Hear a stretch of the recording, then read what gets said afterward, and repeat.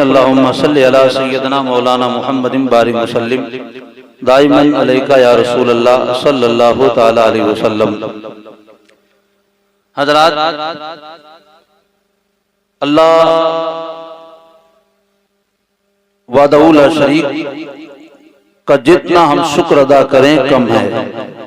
इसलिए कभी कभी तन्हाई में बैठकर हम तो रोजाना बैठते हैं, वही खाना है, फिर उसके बाद वही टहलना है, वही खेत, वही दुकान, वही खेत खलियान, फिर से वही ट्रैक्टर, वही गाड़ियां, फिर से वही लोग, कोई चाचा तो कोई बाबा, रोजाना वही दुनिया की बातें हैं। रोजाना हम पूछते हैं, बेटा दुकान खोली थी कि नहीं खोली थी? बेटा भी हाँ में जवाब देता है। बताओ बेटा आज आमदनी कितनी हुई है? बताओ बेटा आज पैसा कितना आया है? अगर आदमी खेत से लौट कर आए तो भी उसे यही ख्याल है, पता नहीं पौधा उगेगा कि नहीं उगेगा, इस बार फसल अच्छी होगी कि नहीं होगी।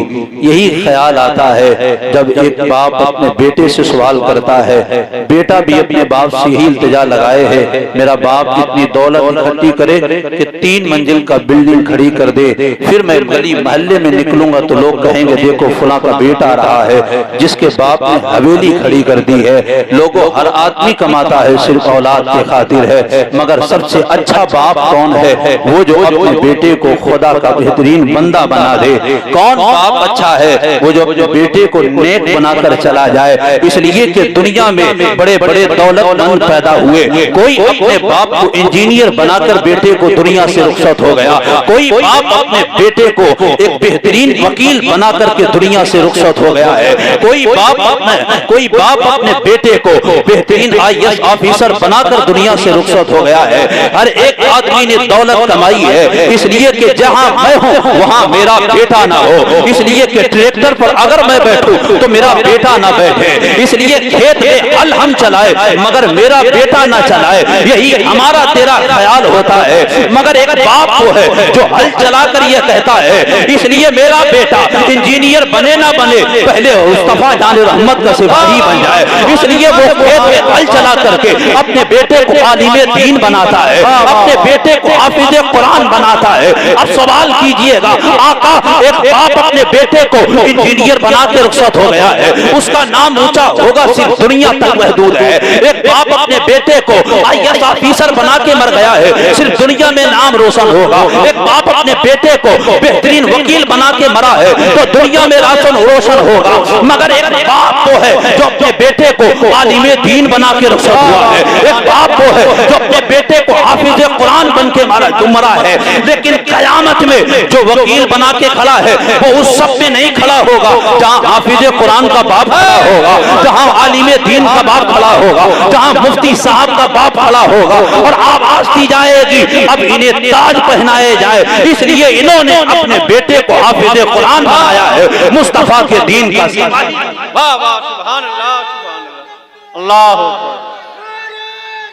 या रसूल अल्लाह, जिंदाबाद जिंदाबाद जिंदाबाद जिंदाबाद। फिक्र करो बैठकर कभी बच्चों का ख्याल, सिर्फ यही नहीं है बेटा बताओ कितनी दौलत आई है, नहीं नहीं, कभी कभी बेटे से ऐसे सवाल कीजिएगा, मत पूछिए कितनी दौलत आई है, मत पूछिए कि तुमने कितना कमाया है, आकर के एक चटाई उठाओ और घर के आंगन में बिछाओ, तुम भी खाना खा चुके हो, तुम्हारी बीवी भी खाना खा चुकी हो, एक चटाई बिछाकर अपने बेटे को बुलाओ और बिठाओ अपने बेटे को और कहो बेटा बताओ तो सही आज हम इस चटाई पे बैठकर अबू बकर सिद्दीक की बातें करेंगे। बेटे यहाँ बैठो, आज यहाँ बैठ करके मोइनुद्दीन अजमेरी की बातें करते हैं। बेटे यहाँ बैठो, आज हदीस रसूल का दर्स होगा।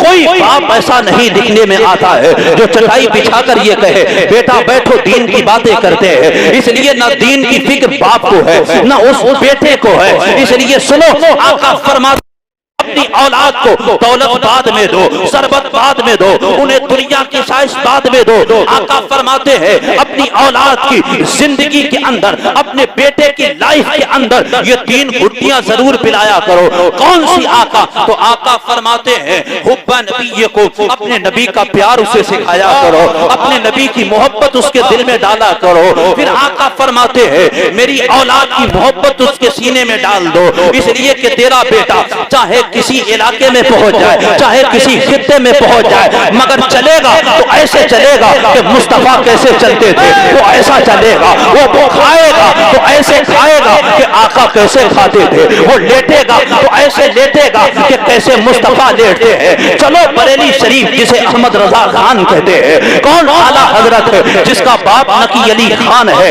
कि बाप भी आलिमे दीन है, बेटे को भी आलिमे दीन बनाया है।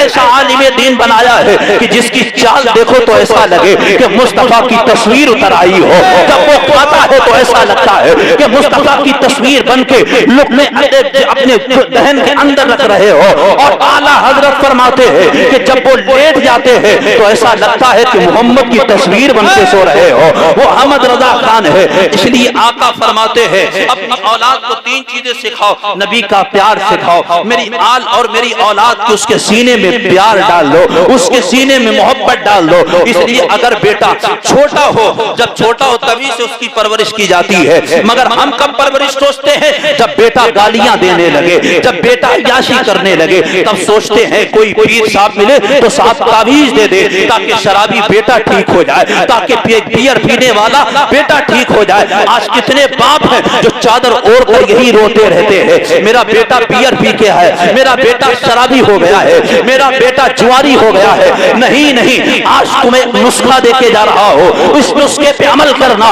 इसलिए याद रखो वो नुस्खा कोई आलिम नहीं पिलाएगा, वो नुस्खा कोई पीर नहीं देगा, वो कोई नुस्खा मुफ्ती नहीं देगा, न किसी मदरसे से मिलेगा, न किसी खानका से मिलेगा। इसलिए कि तेरा बच्चा है तो तुझे ही उसकी नस्ल नुमा करनी होगी। इसलिए आका फरमाते हैं कि उसके सीने के अंदर कुरान का प्यार डाल दो, कुरान की मोहब्बत डाल दो। इसलिए हमारे यहाँ हम कुरान से दूर हो गए, मुस्तफा जान रहमत का प्यार हमारे दिल के अंदर नहीं है। गर्दन कटाने की बात आए हजारों खड़े हो जाए, वो लोग गर्दन कटाने का वक्त बहुत पहले था, वो जो कटाकर चले गए हैं, जिन्होंने बेटों की कुर्बानियां पेश की थी, जिन्होंने भतीजे की कुर्बानी पेश की थी, जिन्होंने नवासे की कुर्बानी पेश करके जो दीन तुम्हें दिया है, जो कुरान तुम्हें दिया है, उस कुरान की हिफाजत करना तुम्हारी जिम्मेदारी है। जो दीन तुम्हें दिया है उस पर इस्तिकामत से डटे रहना तुम्हारी जिम्मेदारी है।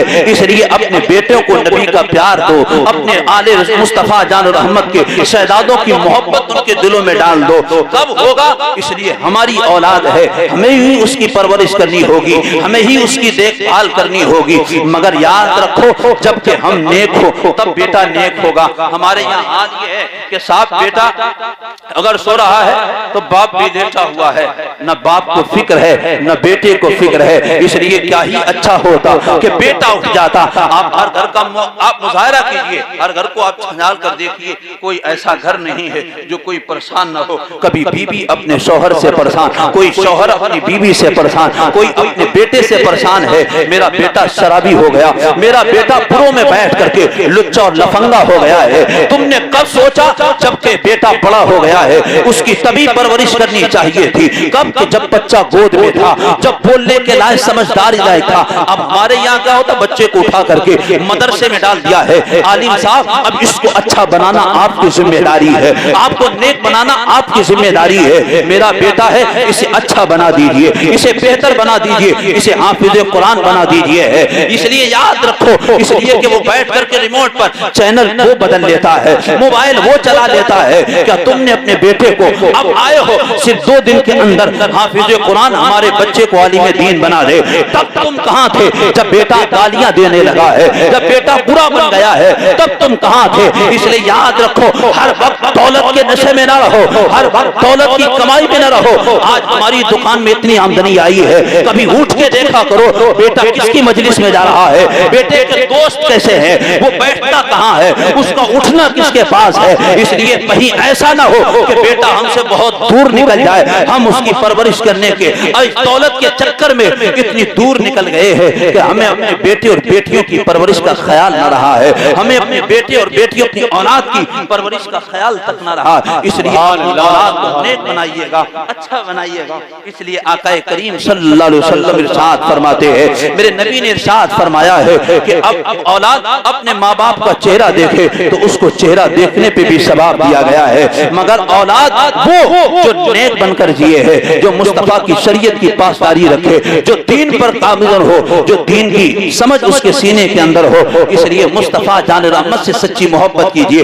एक चटाई बिछा करके अपने छोटे से बच्चे को बिठा करके और कहिए कि बेटा एक बात बताओ, ये जो आसमान पे चांद नजर आ रहा है, बेटा कहेगा हाँ हाँ अब्बा चांद नजर आ रहा है, बताओ बेटा ये चांद इसके मैं इशारा करता हूँ, बेटा बताओ ये चांद के टुकड़े हुए, तो बेटा छोटी सी जबान से कहेगा अब्बा नहीं इसके चांद के तो टुकड़े नहीं हुए हैं। फिर उससे कहो बेटा ये जो सूरज निकलता है, मैं इशारा करूं ये निकल गया है, तो बेटा कहेगा अब्बा डूब गया है, दोबारा नहीं निकलेगा। फिर उससे कहो बेटा शुक्र अदा करो खुदा का, हम उसी नबी का कलमा पढ़ते हैं जिसने इशारा किया तो चांद के टुकड़े, हम उसी नबी का कलमा पढ़ते हैं जिसने डूबा हुआ सूरज पलटा दिया है। जब ये आप उसे बिठा करके आंगन में बिठा करके जब ये उसे सिखाओगे, बेटा कहीं चला जाएगा, चाहे उसके दोस्त चाहे यहूदी बन जाए, चाहे उसके दोस्त कोई भी हो, उसके आसपास बैठने वाले चाहे कितने दुनियादार हो, मगर तेरे बेटे का ईमान नहीं ले सकते हैं, उसका ईमान कोई नहीं छीन सकता है। इसलिए उसे मालूम है कि दुनिया की दौलतें मेरी जूतों की ठोकर पर है, नबी का कलमा हमने सीने से लगाकर उसे और नबी हुजूर अलैहिस्सलाम के सच्चा प्यार करता हो, ये ईमान हजार दौलत से ज्यादा लाजवाब है। अब आपसे कोई कहे कि मैं तुम्हें दौलत दे दूंगा, अपना ईमान दे दो। एक गरीब आदमी है जो झोपड़ी में रहने वाला हो, जो कोठरी में रहने वाला हो, जिसके यहाँ बेहतरीन खाना ना हो, जिसके पास बेहतरीन लिबास ना हो, जिसके पास बेहतरीन बिल्डिंग ना हो, मगर उसकी शान ये होगी कि इसलिए आका फरमाते हैं कि मैं गुर्बत की जिंदगी को पसंद करता हूँ। लोगों तुम भी गुर्बत की जिंदगी पसंद करो। गरीब होना पाप नहीं है, बल्कि गरीब होने के साथ मुस्तफा जान रहमत का सच्चा प्यार सीने के अंदर हो, हुजूर की मोहब्बत हमारे सीने के अंदर हो। इसलिए जब नबी का प्यार सीने में होगा, जहां भी चला जाएगा उसका भी नाम रोशन हो, उसका दीन भी रोशन होगा। इसलिए आज हमारा चलना भी दीनी नहीं है, न हमारा उठना है इस्लाम की तरह, न हमारा बैठना इस्लाम की तरह है। लोगों कभी कभी अपनी जिंदगी पे गौर किया करो और कभी कभी कब्रिस्तान जाकर के मुलाहिजा किया करो, कितने आए और आकर के जमीन दोष हो गए हैं, सो गए हैं। मेरे आका ने साथ फरमाया सहाबा सुनो सुनो, दुनिया आखिरत की खेती है, जो यहाँ बोओगे आखिरत में उसका हिसाब पाओगे। इसलिए कुरान कहता है वमन यामल मिस्काला ज़र्रतिन शर्रन यरा, एक जर्रा बराबर बुराई करोगे कयामत में उसका हिसाब किताब तुम्हें ही करना होगा।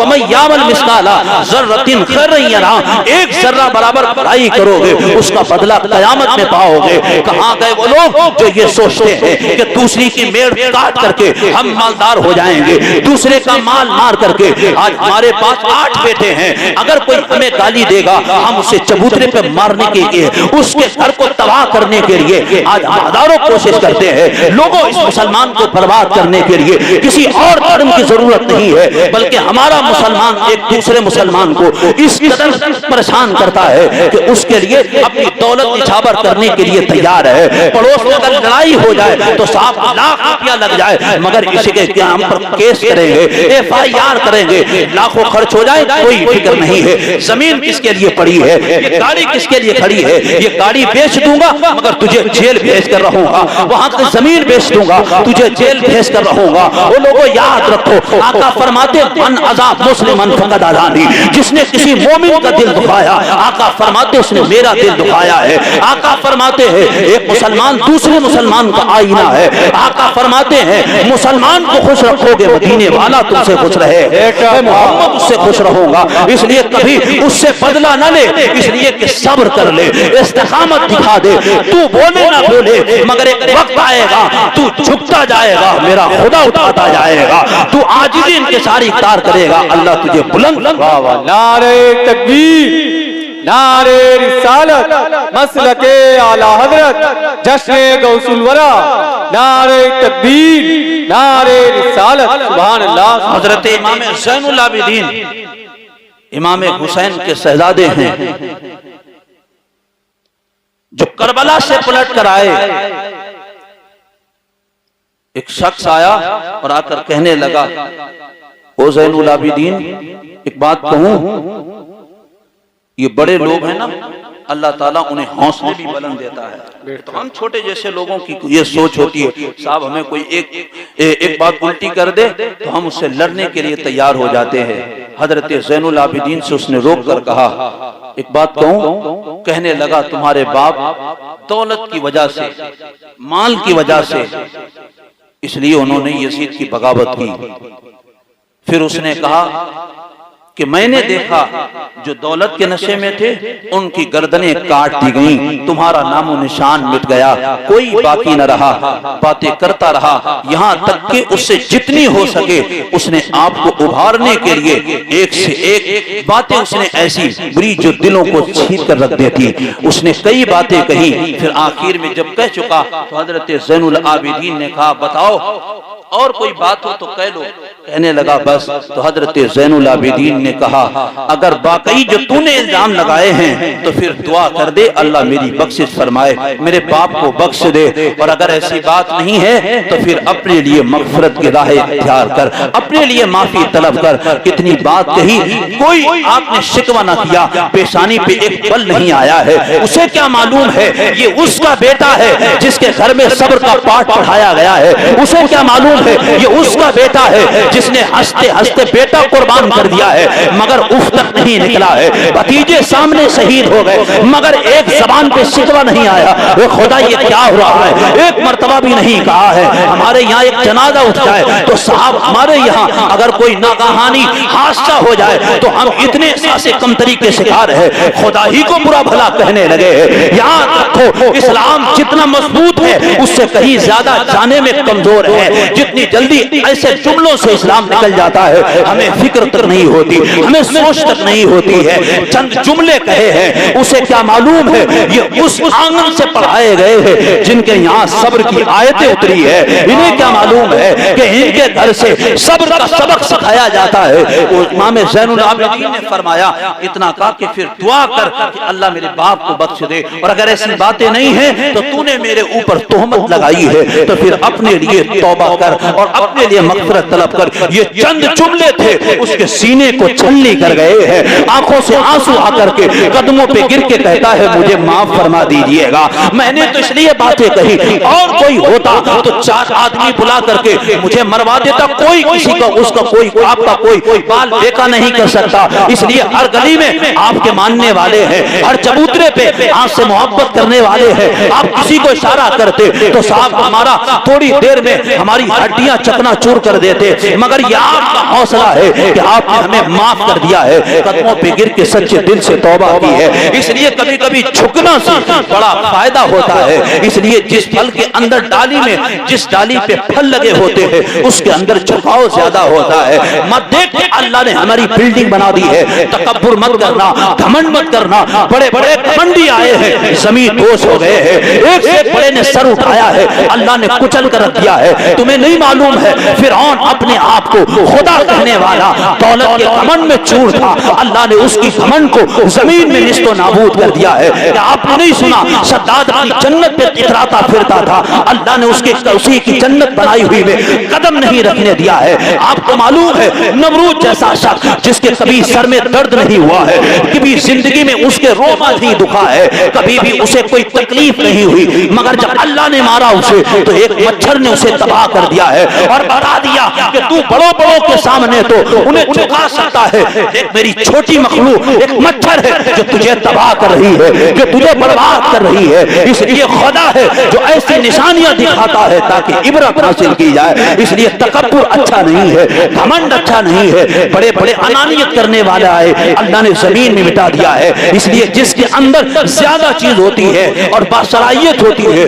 उसके अंदर उतना ही झुकना होता है। हम साहब बहुत बड़े आलिम हो जाए, हम किसी को सलाम ना करें, हम बहुत बड़े मुफक्किर हो जाए, हम किसी के आगे झुके नहीं। अरे सुनो, क्या तुम नबी मुस्तफा जान रहमत ने नहीं सुना कि आकाए करीम सल्लल्लाहु अलैहि वसल्लम मस्जिद नबी में है, सहाबा को दर्स दे रहे हैं, मेरे आकाए करीम सल्लल्लाहु अलैहि वसल्लम दर्स दे रहे हैं। मस्जिद के दरवाजे पर एक खातून आई है जिसे मदीने वाले पागल कहा करते थे, उसकी मदीने में कोई बात नहीं सुनता। कभी कभी हमारी गलियों से भी पागल गुजर जाते हैं मगर उससे कोई बात नहीं करता था। कहते वो दरवाजे पे आई और आकर ऐसे लफ्जों में पुकारा कि साहबा कहते कि मुझे ये बात सुनकर, उसके लहजा सुनकर बड़ी परेशानी हुई। कहते कि जब उसने दरवाजे पे आकर कहा कि मोहम्मद, नारे तकबीर, नारे रिसालत, मसलके आला हजरत, जश्न गौसुल वरा, उलमाए अहले सुन्नत, नारे तकबीर, नारे रिसालत।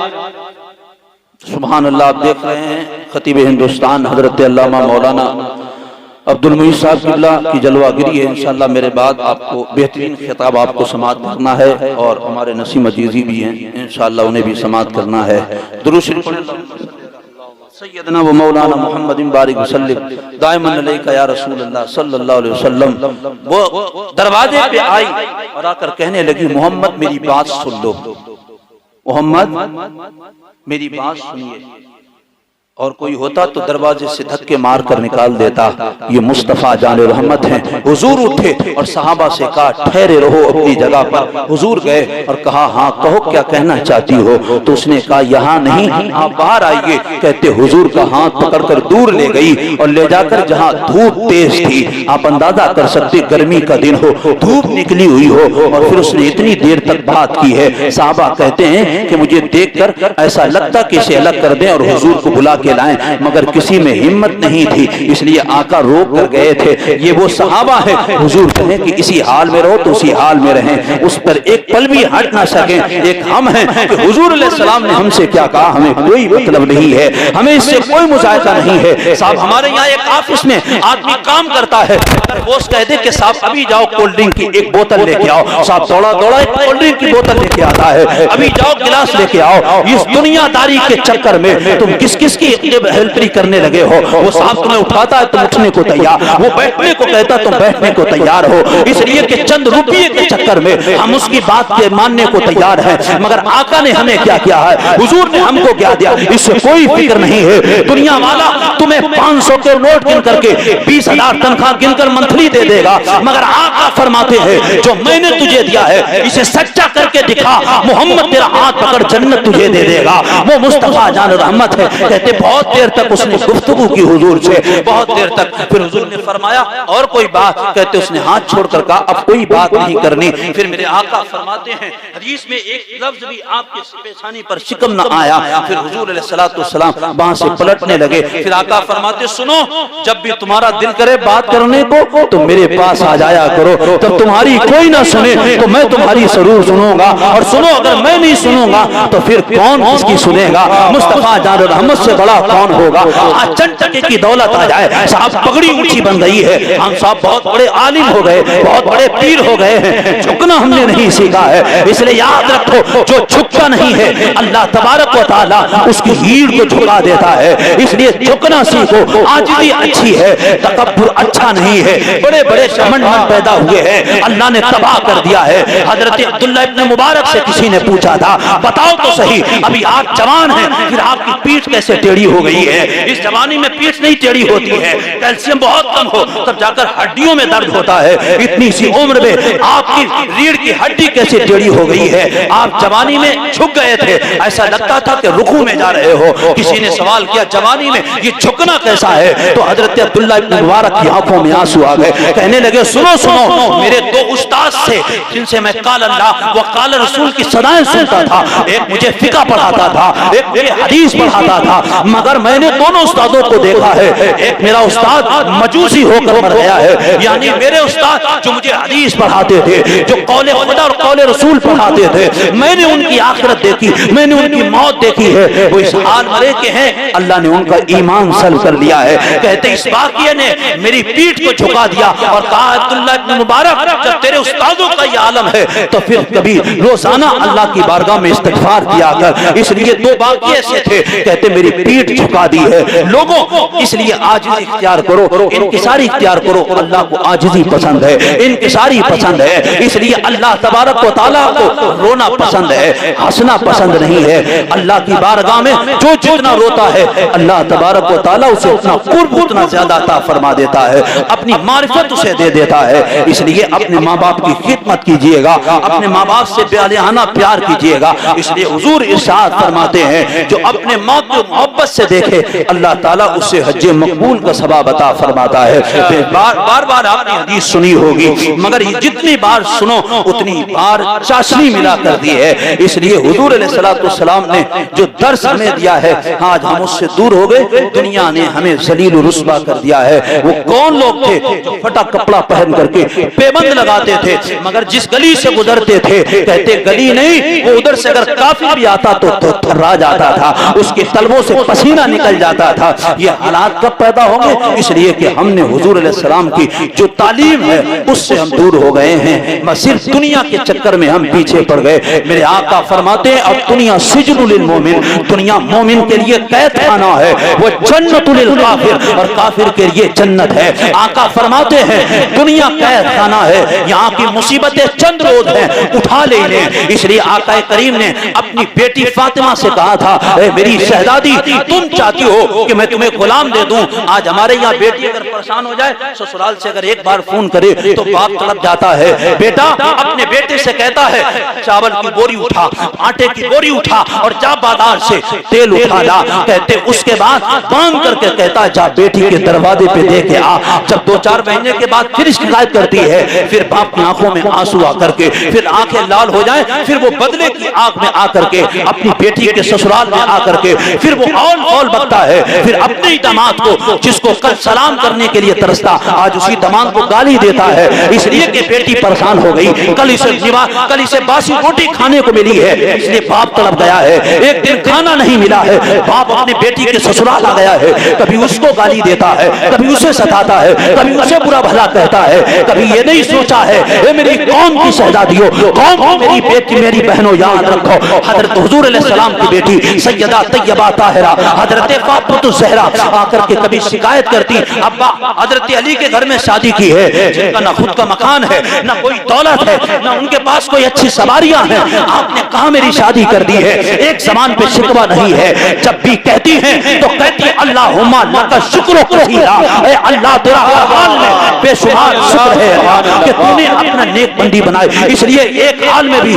ऐ अल्लाह तेरा शुक्र है कि तेरी बंदी तेरे सजदे से गाफिल नहीं हुई है, तेरी इबादत से गाफिल नहीं हुई है, मेरे हुजूर से कभी शिकायत नहीं की है। एक दिन आई आकर कहने लगी, अब्बा आपने सबको गुलाम बांटे हैं, आपकी बारगाह में बड़े गुलाम आए हैं, एक गुलाम हमें दे दीजिएगा। और कोई बाप होता तो एक नहीं, सबसे पहले अपनी बेटी के दरवाजे पे गुलाम भेजता, मगर नहीं, मेरे आका फरमाते हैं, मेरी बेटी ऐसे ही पलट जाओ, इसलिए तेरे हाथ से निकले हुए ये झट्टे भी मेरी कौम की गुनहगार बेटियों के लिए बख्शिश की जमानत बन जाएंगी। इसलिए मेरी कौम में वो, मेरी उम्मत की वो बेटियां बाद में आएंगी जो अपने हाथों से काम करेंगी, जो अपने हाथों से मेहनत करेगी, जो अपने हाथों से काम काज करेंगी। जब वो थक काम कर अपने बिस्तर पे आएंगी, अपने बिस्तर पे आएंगी तो अपने ढट्टे देख करके रोएंगी नहीं, शुक्र अदा करेंगी, खुदा मेरे नबी की बेटी भी अपने हाथों से काम करती है। जब तुझे याद करेंगी तो उनकी तमाम परेशानियां महू हो जाएंगी, तेरी याद उनके लिए मरहम बन जाएगी। इसलिए कौम की बेटियां, मेरी कौम की बहनों,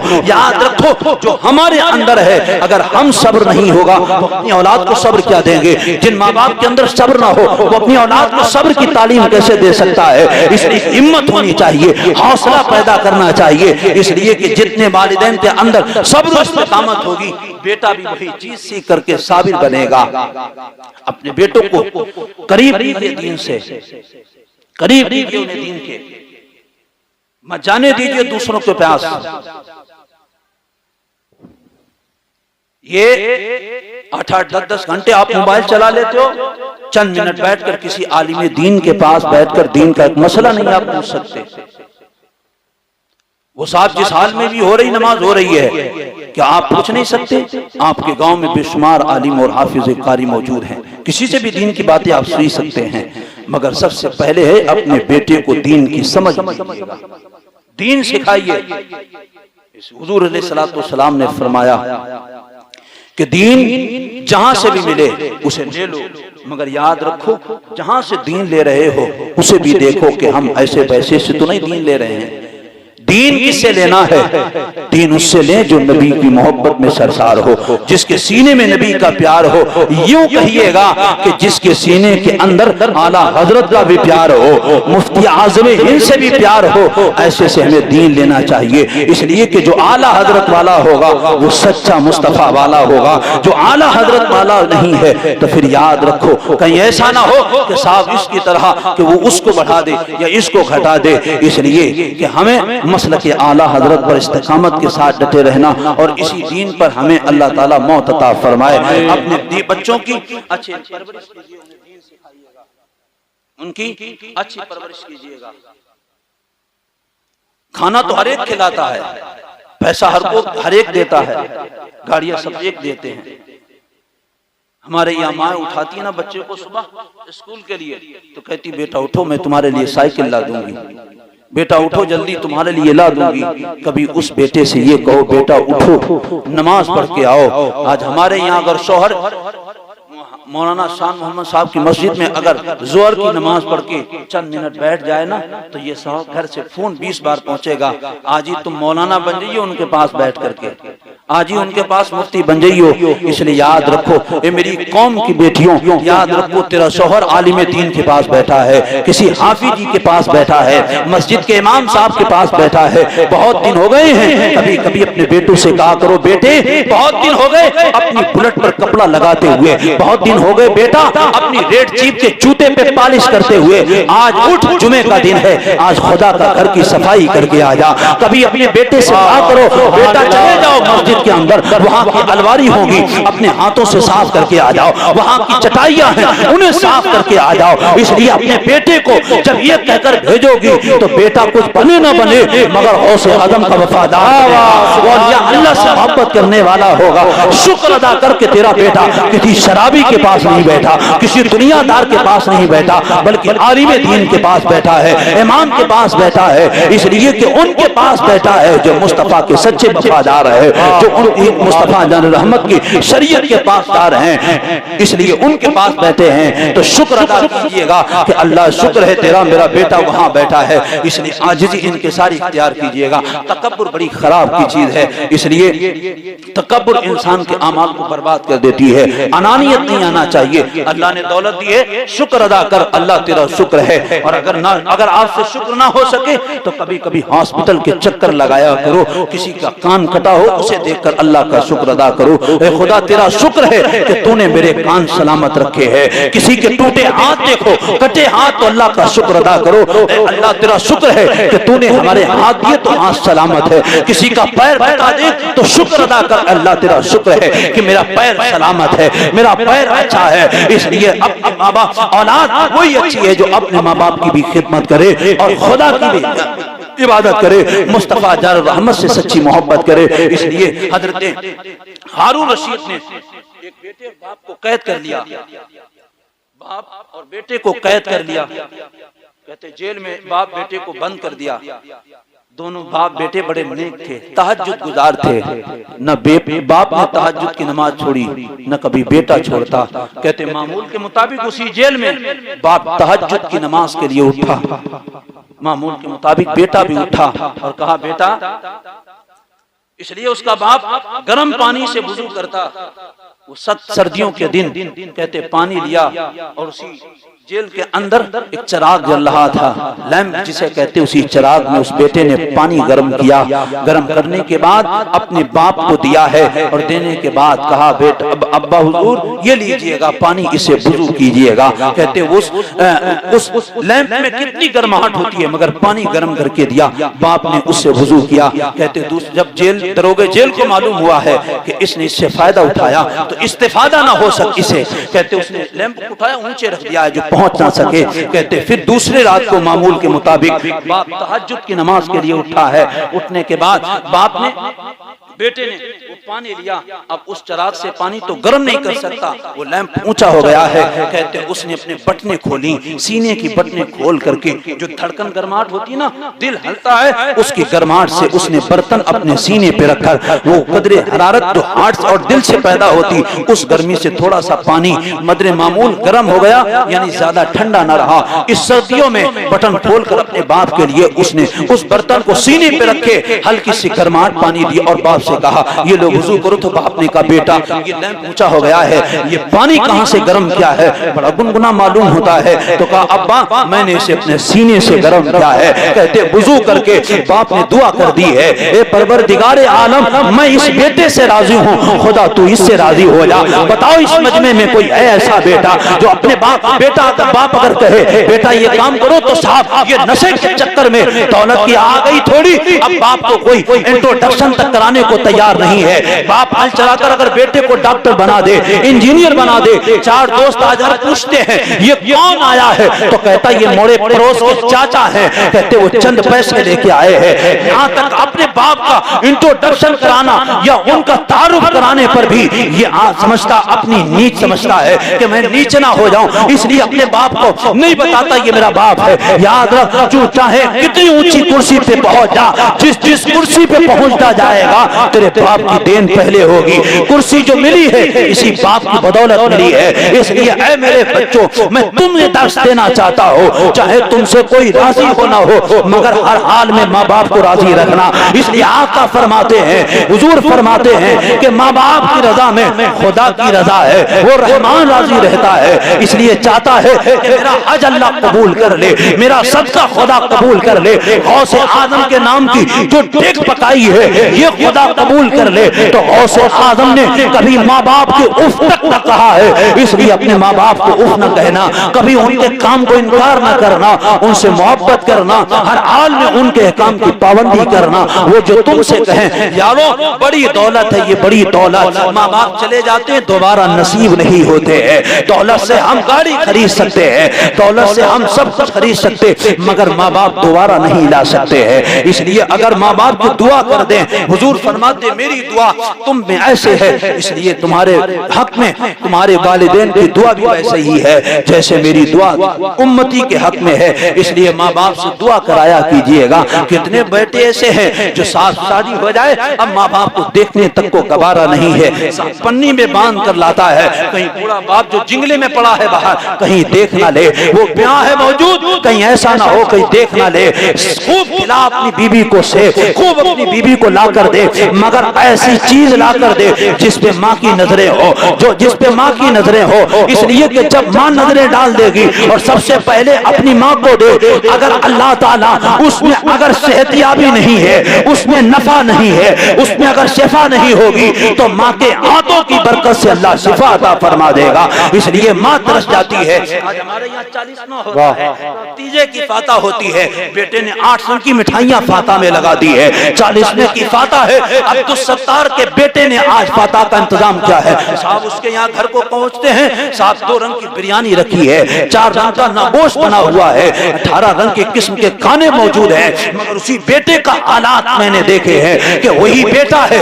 जो दौलत कमा के लाता, कभी बाप को एक टिकिया नहीं दिलाई है, बाप को एक दवा दिलाई नहीं है। आज उनका 40वां है, क्यों दिखावे का ढोंग करता है, किसके आगे ढोंग करता है? क्या वो खुदा नहीं जानता है? क्या मेरे रब नहीं जानता है कि तूने कैसे व्यवहार किया है? इसलिए आका फरमाते हैं तमा तुदीनो तुदान, जैसा करोगे वैसा पाओगे। आज माँ बाप हैं तो इनकी खिदमत कर, इसलिए कि कल अल्लाह औलाद देगा, तू जैसा इनके साथ रवैया करेगा औलाद तेरे साथ वैसा रवैया इख्तियार करेगी। इसलिए औलाद माँ बाप की खिदमत कीजिएगा, माँ बाप की खिदमत कीजिएगा।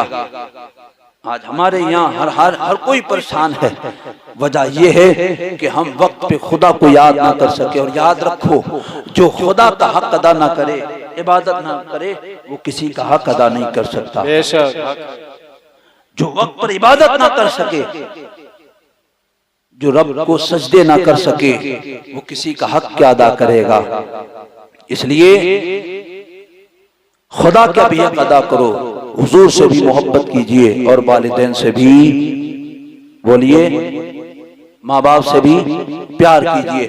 अगर माँ बाप जिंदा हैं तो बहुत अच्छी बात है, दुआ लीजिए। और वालिदैन दुनिया से रुखसत हो गए, हुजूर फरमा कि जब तक माँ बाप जिंदा है ना, तो ये औलाद के लिए दुआ करें तो औलाद के हक में माँ बाप की दुआ कबूल होती है। और अगर माँ बाप दुनिया से चले जाएं तो माँ बाप के हक में बेटे की दुआएं कबूल की जाती हैं। और हमारे कारी हाशिम साहब, ये तो अल्हम्दुलिल्लाह हाफिज कुरान है, ये गुजर भी जाएंगे तो कुल वल्लाह शरीफ पढ़ दें, कोई सूरत पढ़ दें, इसलिए कि अल्लाह जब बख्शने पे आता है तो एक ला इलाहा इल्लल्लाह से ही बख्शिश फरमा देता है। इसलिए कि रहमत खुदा बहाना भी जो है, अल्लाह की रहमत बहाना तलाश करती है। पकड़ने पे आता है तो इन्ना बतशा रब्बिका लशदीद, उसकी पकड़ का भी कोई जवाब नहीं है, ना उसके बख्शने का कोई जवाब है। जब वो बख्शने पे आता है तो नहीं देखता है कितनी गुनहगार है, फाहिशा है, बदकारा है, मगर अल्लाह उसे जन्नत अता कर देता है सिर्फ एक अमल की वजह से कि उसने अपने मोजे को